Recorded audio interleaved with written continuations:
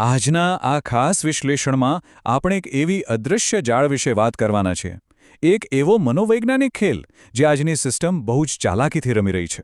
હા, આ કોઈ સામાન્ય આર્થિક વાત નથી હો. આ એક એવી કડવી વાસ્તવિકતા છે જે સમજવી આપણા માટે ખૂબ જ જરૂરી છે. તો ચાલો સીધી જ વાત પર આવીએ અને સમજીએ કે આખી સિસ્ટમ ગ્રાહકોની વિરુદ્ધ કેવી રીતે કામ કરે છે.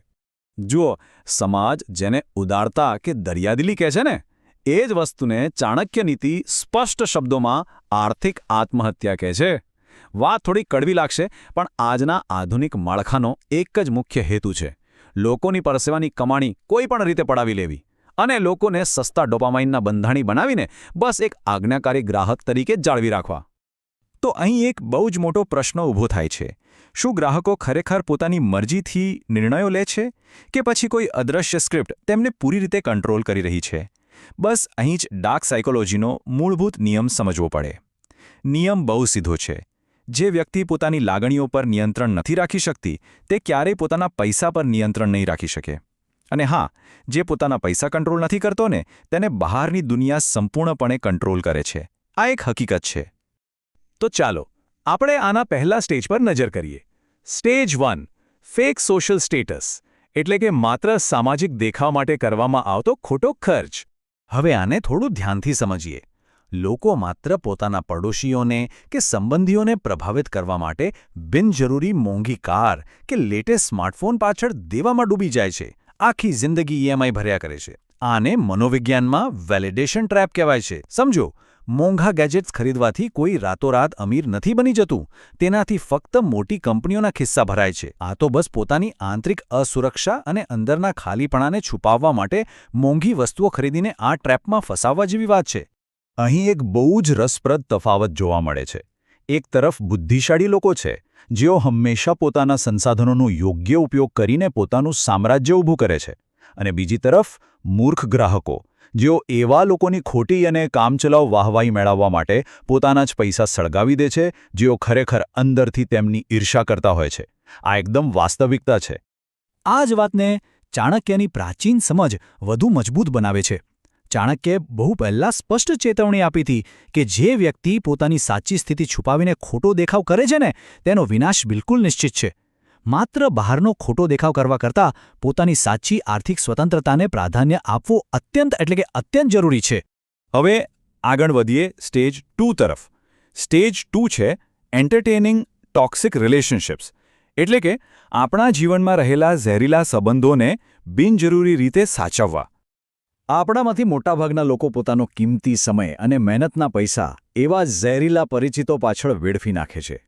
મોંઘા રેસ્ટોરન્ટના બિલ ચૂકવે છે, મોંઘી ભેટો આપે છે, અને એ પણ કોને? જેઓ પીઠ પાછળ આપણી જ મજાક ઉડાવતા હોય છે. ચાણક્ય બહુ સાચું કહે છે કે દુષ્ટ મિત્રો અને કપટી સંબંધીઓ એક ઝેરી સાપ જેવા હોય છે. ગમે તેટલું દૂધ પીવડાવો, ડંખ તો મારશે જ. જ્યારે કોઈ મોટી આર્થિક કટોકટી આવે ને ત્યારે આ જ કહેવાતા મિત્રો સૌથી પહેલાં પોતાનો ફોન બંધ કરી દેશે અને નિષ્ફળતા પર હસશે. અને તેથી જ અહીં ડાર્ક સાયકોલોજીના આ કડક નિયમો અપનાવવા જ પડે. સમય અને પૈસાનું રોકાણ માત્ર ને માત્ર ત્યાં જ થવું જોઈએ જ્યાં યોગ્ય રિટર્નની પાક્કી ગેરંટી હોય. આજુબાજુ રહેલા આ એનર્જી વેમ્પાયર સામે એક અભેદ્ય દિવાલ ઊભી કરવી જ પડશે. અને સૌથી મોટી વાત, કોઈપણ સ્પષ્ટતા આપ્યા વગર સ્પષ્ટ શબ્દોમાં ના કહેવાની શક્તિ કેળવવી જ રહી. નો મીન્સ નો. હવે પહોંચીએ છીએ સૌથી વિનાશક ટ્રેપ પર. સ્ટેજ 3: સમાજના પોકળ રીતિરિવાજો. આ એવો તબક્કો છે જ્યાં લોકો સૌથી વધુ ફસાય છે. આ એક એવો જબરદસ્ત માનસિક ભ્રમ છે જ્યાં અસલી રમત રમાય છે અને આખી રમત માત્ર એક જ ડર પર ચાલે છે: લોકો શું કહે છે. આ આંકડો જરા ધ્યાનથી જુઓ. 90%. આ ખરેખર બહુ જ ચોંકાવનારું છે. પેઢીઓની 90% સંપત્તિ માત્ર આ એક જ ટ્રેપમાં રાખ થઈ જાય છે. પરિવારો લગ્નોમાં સેંકડો એવા મહેમાનોને જમાડવા માટે અને પોતાની ખોટી શાન બતાવવા માટે દાયકાઓ સુધી, વર્ષો સુધી દેવાના બોજા હેઠળ દબાયેલા રહે છે. આને જ ડાર્ક સાયકોલોજીની ભાષામાં ક્રાઉડ મેનિપ્યુલેશન કહેવામાં આવે છે.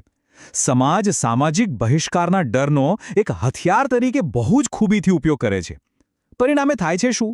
એક સામાન્ય પરિવાર માત્ર એક જ રાતની ખોટી પ્રતિષ્ઠા માટે 15 વર્ષ સુધી બેંકના ઈએમઆઈ ભરતો રહે છે.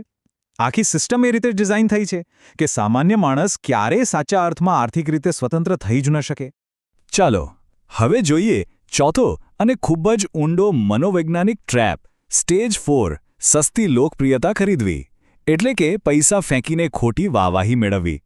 આપણે ઘણીવાર જોયું હશે કે કેટલાક લોકો હંમેશા રેસ્ટોરન્ટનું બિલ ચૂકવવા કે વેઇટરને બહુ મોટી ટેપ આપવા માટે ઉતાવળા રહેતા હોય છે.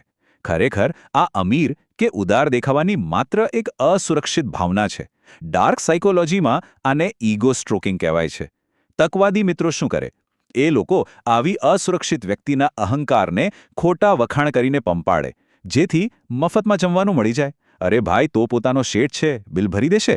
આ વાક્ય સાંભળવામાં જેટલું સારું લાગે છે ને, એ હકીકતમાં માત્ર ખિસ્સું ખાલી કરવાની એક રીત છે. તો આમાંથી શીખવાનો સૌથી મહત્વનો મુદ્દો એ છે કે સાચી શક્તિ એ આત્મવિશ્વાસપૂર્વક ના કહેવામાં રહેલી છે. ઇતિહાસ ક્યારે આ પ્રકારની બાહ્ય ઉદારતાને દયા નથી માનતો, તેને સદંતર મૂર્ખતા ગણવામાં આવે છે, જે બહુ જ ઝડપથી આપણી તિજોરી ખાલી કરી દે છે. બરાબર એ જ રીતે જેવી ચાણક્યએ વર્ષો પહેલા ચેતવણી આપી હતી. અને હવે આવે છે અંતિમ અને કદાચ સૌથી ખતરનાક ટ્રેપ સ્ટેજ 5 સસ્તાનો ભ્રમ. ડિસ્કાઉન્ટની એવી માયાજાળ જેમાં બધા જ ફસાય છે. આ એક એવી જગ્યા છે જ્યાં આપણું જ મગજ આપણે વિરુદ્ધ કામ કરવા લાગે છે. ઉદાહરણ તરીકે કોઈ 5,000 રૂપિયાની વસ્તુ પર 50% ડિસ્કાઉન્ટ છે. વ્યક્તિને તરત જ લાગે છે કે વાહ, 2,500 રૂપિયા બચી ગયા. પણ ભાઈ, જો એ વસ્તુની કોઈ જરૂર જ ન હોય તો હકીકતમાં આપણે 2,500 રૂપિયા બચાવ્યા નથી, પણ હંમેશા માટે ગુમાવી દીધા છે. આને ઇલ્યુઝન ઓફ બાર્ગેન કહેવાય છે. મોટી કંપનીઓ લિમિટેડ ટાઈમ ઓફર કહીને એવી ખોટી ઉતાવળ ઊભી કરે છે કે માણસની તર્ક કરવાની ક્ષમતા જ ખતમ થઈ જાય. તો આ ઇન્સ્ટન્ટ ગ્રેટિફિકેશન એટલે કે ત્વરિત સંતોષની ભાવના સામે લડવાનું સૌથી મોટું હથિયાર કયું? બસ આ એક જ પ્રશ્ન: શું આ વસ્તુ એસેટ છે કે લાયબિલિટી? સરળ ભાષામાં કહું તો આનાથી પૈસા આવશે કે જશે? કોઈપણ આવેશમાં આવીને સેલમાં ખરીદી કરતા પહેલા દરેકે પોતાનો તર્ક વાપરીને પોતાની જાતને આ કઠોર પ્રશ્ન પૂછવો જ રહ્યો. જો આ આવેગજન્ય ખરીદીના ચક્કરને હંમેશા માટે તોડવું હોય ને, તો આ ચોક્કસ સ્ટેપ્સ અનુસરવા જ પડે. પહેલું, ખરીદીને તરત જ અટકાવી દો. બીજું, એ ખોટી ઉતાવળને મારવા માટે પૂરા 24 કલાક રાહ જુઓ. અને છેલ્લે, બિલકુલ સ્પષ્ટ કરો કે આ વસ્તુ સંપત્તિ વધારશે કે ઘટાડશે. આજના સસ્તા શોખ પૂરા કરવા માટે આવતીકાલની જરૂરિયાતો વેચવાનો વારો ના આવે તેનું ખાસ ધ્યાન રાખવું પડે છે. તો આજના વિશ્લેષણના અંતમાં એક બહુ જ શક્તિશાળી વિચાર સાથે છૂટા પડીએ. ઇતિહાસ હંમેશા એવા જ લોકો રચે છે જેઓ એકલા અઘરા રસ્તે ચાલવાની હિંમત રાખે છે, અને હા, લોકોની મજાકને સંપૂર્ણપણે અવગણી શકે છે. વ્યૂહાત્મક કરકસર એટલે કે સમજી વિચારીને ખર્ચ કરવો એ આર્થિક રીતે અજેય બનવા માટેની માસ્ટર સ્ટ્રેટેજી છે. તો હવે વિચારમાં જેવો પ્રશ્ન એ છે કે શું આપણે આપણી આ માનસિક અને આર્થિક ગુલામીની જંજીરો આજે અત્યારે જ હંમેશા માટે તોડી નાખવા તૈયાર છીએ ખરા? આ એક સવાલ સાથે જ આજના વિશ્લેષણનું સમાપન કરીએ છીએ.